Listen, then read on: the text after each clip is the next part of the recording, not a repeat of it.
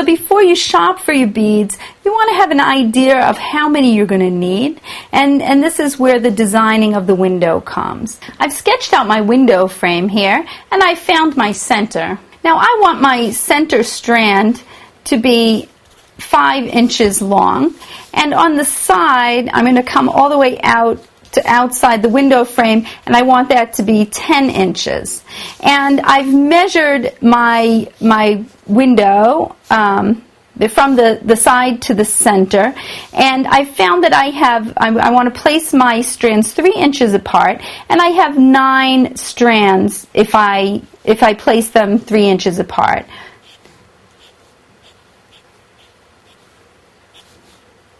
Okay, and then the center is the 10th. So I have 9 strands and the center is the 10th. Now I'm going to just draw a line like this. My bead strands will be graduating from the 5 inches to the 10 inches. So that's about a 1/2 inch shortening for each strand.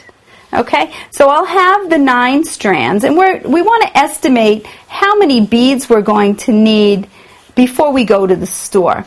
Now I want to have a focal bead in the center. I'm only using one large focal bead, and this is a focal bead, something very large, larger than any of the other beads that will draw your attention to one spot. I'm going to have one focal bead in the center, so we'll have that. Then I have 9 strands going to the center, and I want to have 9 pennant beads or end beads. And these are pennant beads, and they come in all different sizes. You can also use large beads like this that can also serve as an end bead. And then we want to estimate is how many clusters. I'm not going to string my strands all the way down with beads. I want to bead it in clusters. And this is what a cluster would look like.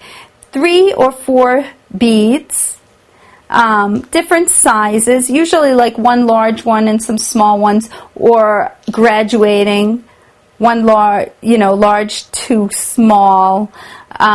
You can use little small colorful beads going on the sides of another color bead, little bursts of color, and I'm going to put them about 3 or 4 inches apart on the strand with empty space in between.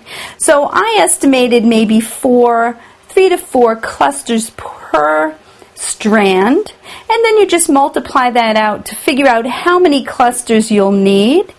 And if you're using 3 to 4 beads per cluster, you multiply that out to estimate how many beads you're going to need. And then you're ready to go shopping for your beads.